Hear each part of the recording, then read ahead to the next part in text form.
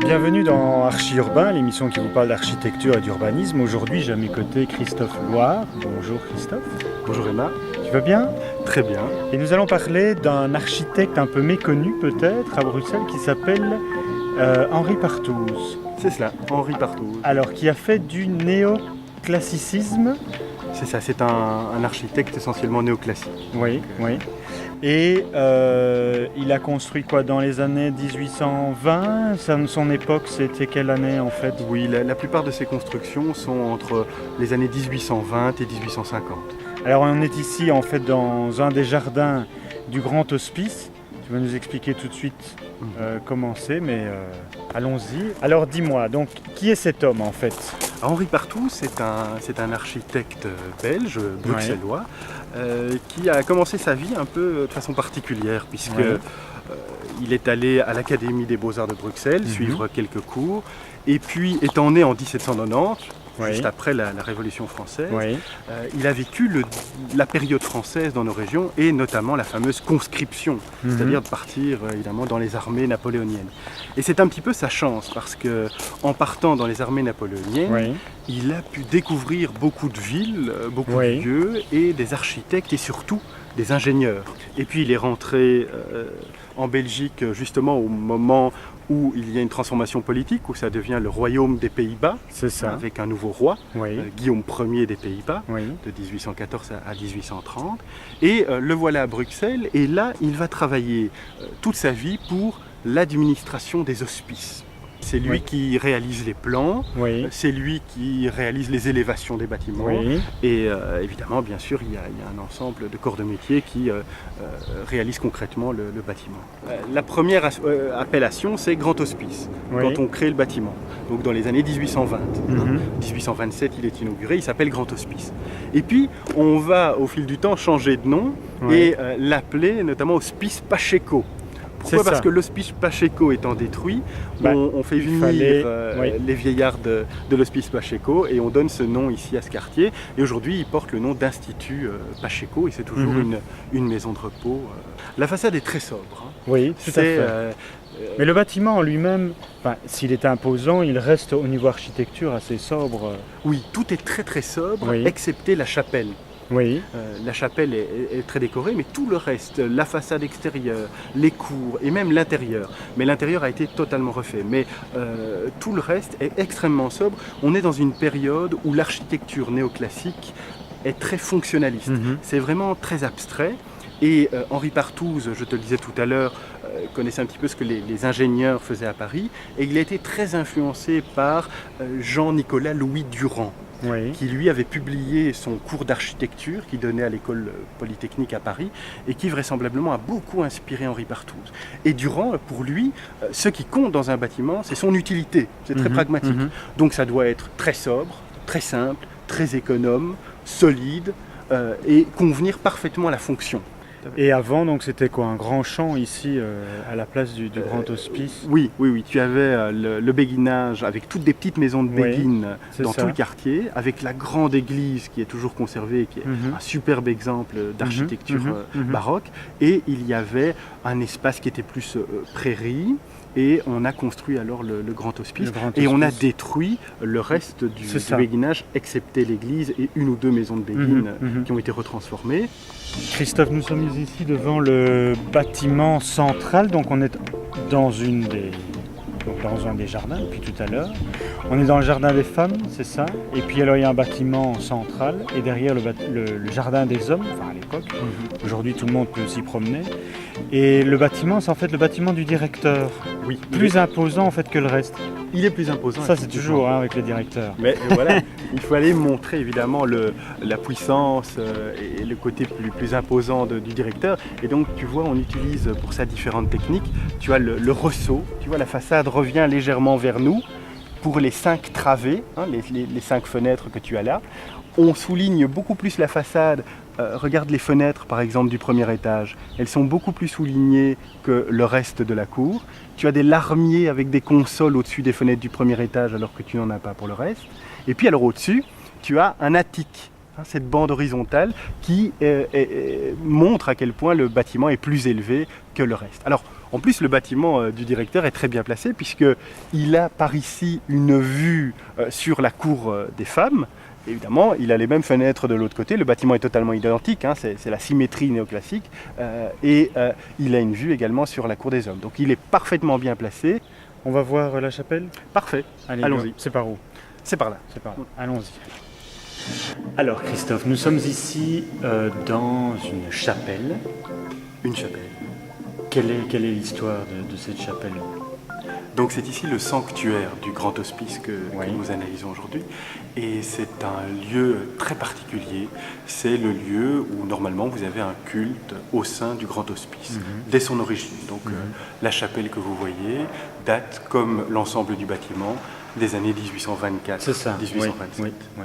Vous avez un plan en carré, et puis vous avez un balcon, une loggia circulaire. Et puis tout en haut, vous avez alors une coupole tout à fait à l'antique avec des petits caissons dégressifs. Vous voyez, ils deviennent de plus en plus petits et ça permet d'avoir un effet perspectif et une superbe lumière qui vient d'en haut par le lanterneau. C'est un lieu assez magique parce que par rapport à tout le quartier et à l'ensemble du bâtiment extérieur, on a une efflorescence de décoration. Emma, les peintures sont aussi très très belles et valent la peine d'être vues, puisqu'on a la plus importante qui est juste derrière nous. Oui, tout à fait. C'est la Vierge à la chaise. Oui. C'est la Vierge, tout à fait. La Vierge à la chaise, c'est un superbe tableau de François-Joseph Navet. Et il y a 3 vertus théologales, également de François-Joseph Navet, avec, là vous avez la charité, très symbolique de la charité, c'est une mère qui allaite ses enfants. En face, on a la foi, avec le calice et l'Eucharistie, et là on a l'espoir, l'espérance, avec, comme très souvent, l'encre, puisqu'évidemment c'est l'espérance par excellence pour les gens qui sont sur un bateau, de pouvoir jeter l'encre. Et la caractéristique est un petit peu comme l'architecture, c'est-à-dire qu'on n'a pas vraiment l'impression d'une ambiance d'un sanctuaire catholique typique. C'est plutôt un sanctuaire où toute personne au niveau de la recherche spirituelle pourrait se sentir bien. Et ça, c'est une caractéristique aussi du néoclassicisme, particulièrement à Bruxelles, et d'Henri Partouze et de François-Joseph Navet.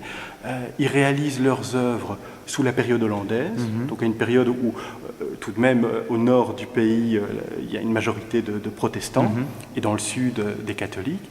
Et c'est aussi une période où on essaye de plus en plus d'intégrer la tolérance religieuse.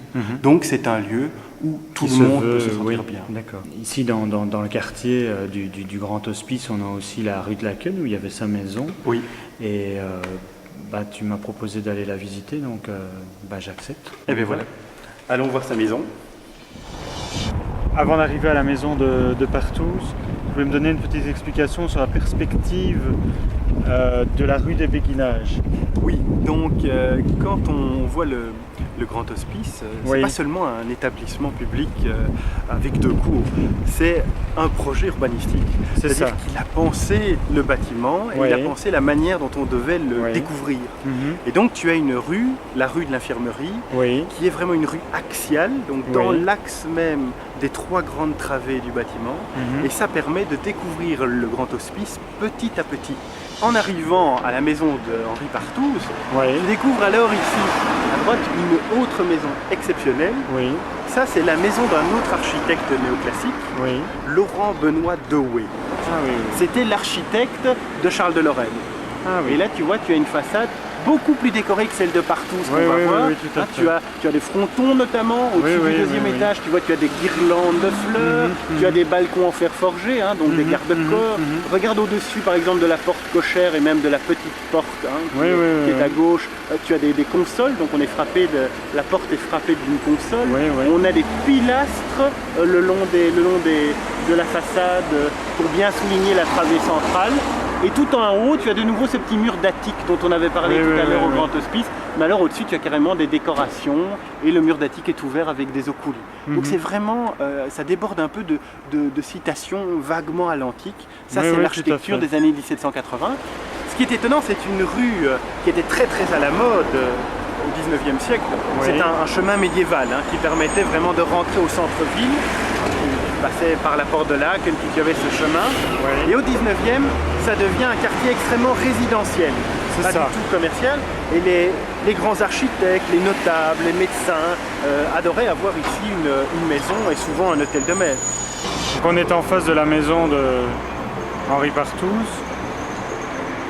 Et donc ça c'était le plan de l'époque. Oui, tu as là le plan d'époque totalement transformé. Oui, heureusement, on ne reconnaît plus. Oui. On ne reconnaît plus du tout, non. À l'origine, elle est assez simple. Oui, oui, tout à fait. Tu as simplement une façade légèrement refend. On imite un petit peu dans l'enduit les briques. On préfère avoir une maison qui n'en jette pas trop, je dirais, qui n'est pas trop imposante. Un peu plus de sobriété, ça sied beaucoup mieux à un architecte de l'administration des hospices. Oui. On est rue quoi ici, Christophe? On est rue Marc. Alors rue Marc, il y a donc une maison qui reste encore debout quand même. Oui, oui. Donc construite par Henri Partouze. Alors on retrouve les fenêtres carrées, la simplicité, enfin rectangulaires, je veux dire, la simplicité. Et puis en dessous à nouveau trois courbes. Oui, tu as au rez-de-chaussée ces fenêtres avec arc en plein cintre, hein, Oui. un demi-cercle que tu vois. On a un premier étage effectivement avec les fenêtres rectangulaires. Tu as des petits balcons juste en dessous, hein, comme garde-corps qui sont fort beaux. Et donc tu as le deuxième étage, le troisième niveau, donc avec un léger garde-corps en fer forgé. Oui. C'est une très belle maison, à la fois sobre comme tu disais, mais en même temps avec quelques petites touches décoratives. Christophe, c'est ici devant cette maison d'Henri Partouze qu'on va se quitter. Je te remercie pour toutes ces explications fort intéressantes et j'espère te revoir bientôt. Avec plaisir, Emma. Merci À la beaucoup, prochaine fois. Christophe.